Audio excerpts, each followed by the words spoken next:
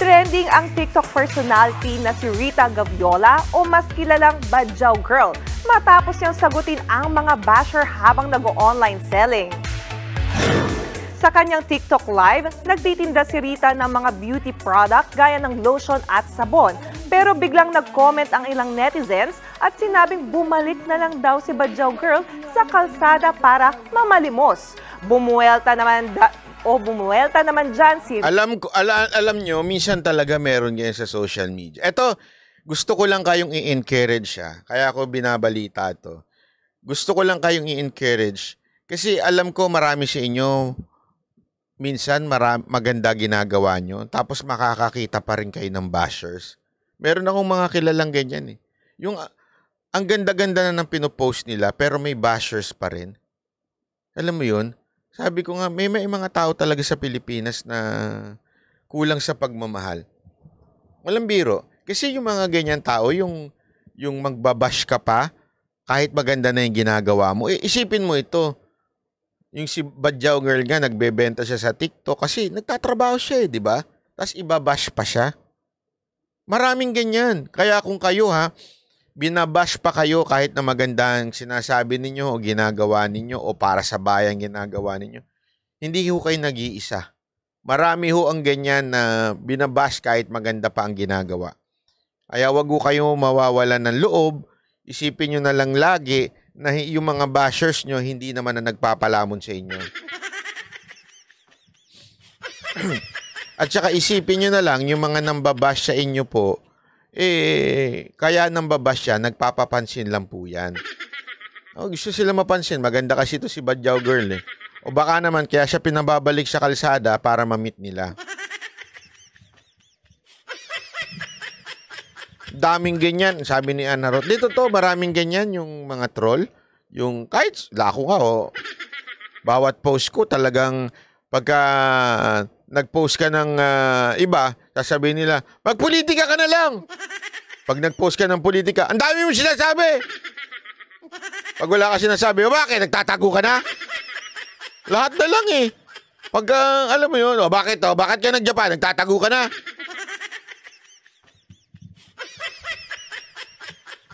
Oo, mga ganun. Kaya hayaan nyo muna. Hayaan nyo na lang yung mga yan. Kasi yung mga yan, loser kasi yan. Yan yung mga tinatawag na walang buhay. Alam mo, malungkot ang buhay ng mga taong ganyan. Yung mga malungkot yung buhay ng mga taong nambabash. Kasi nga kaya sila nambabash,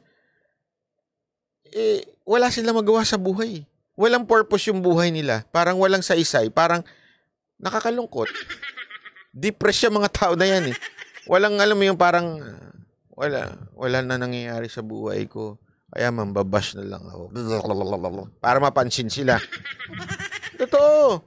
Kasi alam mo, kung ikaw masaya ka sa buhay, hindi ka mambabash. Kung ikaw maganda ang buhay mo, yung makakita ka ng maganda, magandang nangyayari, pupurihin mo eh. Pero kung nakakita ka ng maganda, at maiinis ka pa, sisiraan mo pa at babanatan mo, alam mo tawag sa'yo? Inggit. Kasi ang ganda na nangyayari doon sa tao. Sisiraan mo pa, di inggit ang tawag mo doon. Ito, buti nga, nagtatrabaho ito eh. Alam mo, anong gusto nyo? Sige, magpawok. Para nyo. Makuha nyo. Ang ganda-ganda na nga ng ginagawa niya. Nagtatrabaho siya ng marangal, nagbebenta sa TikTok. Buti nga hindi siya nangi-scam eh. Isipin niyo yun ang daming mga influencer, scammer eh. Naiwan ko na sila sa Nagoya. Diba? Sabi ni Madam Virginia, basta pagka may ng sa'yo, kampay-kampay lang. Madam Virginia, pinapahinga ko lang yung atay ko sa'yo, ha? Nagpapahinga lang yung atay. Rita. Sasabihin niyo, babalik ako sa pamamalimos dahil badyaw naman talaga ako? Ha? Badyaw naman talaga ako? Hindi ako nahiya na naging badyaw ako, mas lalo akong proud. Oo, wag ka mag-alala, Badyaw Girl. Bibiling ko lahat ng sabon mo. Saan kaya niya bibenta yung sabon niya? Ay, hindi pala. At gusto mo magbenta ka na lang ng Baby Jade soap. Panalo yun. Mag-distributor ka nun. Sigurado ako. Kaya walang umaangat ng mga Pilipino dito eh. Nagalit na si ano. Kasunod niyan, nag-post pa si Rita sa Facebook at sinabing below the belt daw ang mga pangbabash sa kanya. Sa kabila nito, proud badyaw pa rin daw si Rita. Inanunsyo din ni Rita ngayong araw na engaged na siya sa kanyang non-showbiz boyfriend. Meron na silang isang anak ngayon. Wow, very nice. Pero ako may payo ako sa'yo, badyaw girl. Ngayon pa lang, may payo na ako sa'yo, ha? Ha? May payo na ako.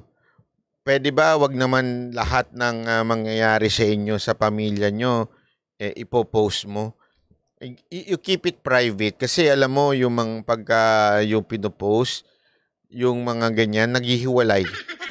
Sigurado ako ayaw mo maghiwalay, di ba? Wag mo nang i-post. Hindi totoo. Hindi. Ano lang yun, payong ano naman. Walang pababatikos. Okay naman yung mga ganyan, yung ganyan. Kasi meron dyan isang pamilya, pati yung awayan nila, naka-video. Pati awayan ng pamilya nila, naka-video. Feeling nila si Kardashian sila. Kahit anong pagpapalaki mo ng ano, hindi ka magiging Kardashian. Katsipan pwede, pero Kardashian malabo.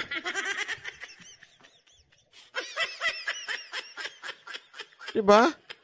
Nakakairita talaga yung ganun. Naiirita ako. Lahat, pati yung awayan nila ng pamilya, ipopost mo.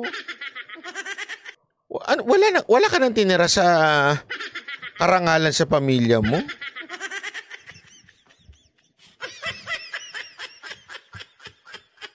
Hindi, yung totoo. Ano yun? Ano na yun? Wag na kayo nagbabanggit. Di ko na nga binabanggit kung sino yun. Banggit pa kayo ng banggit.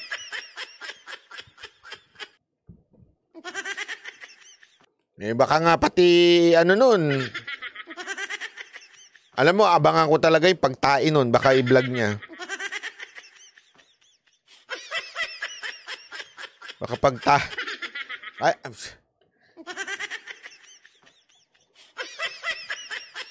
Ay, utot ako. Baho ba?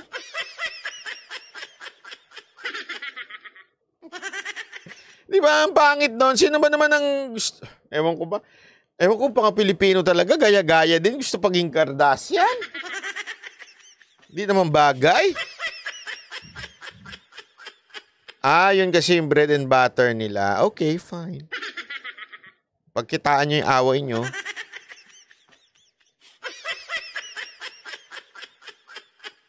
Pagkakitaan nyo na rin yung ano nyo. Bago pa, anyway, nakadima. Naku, alam mo.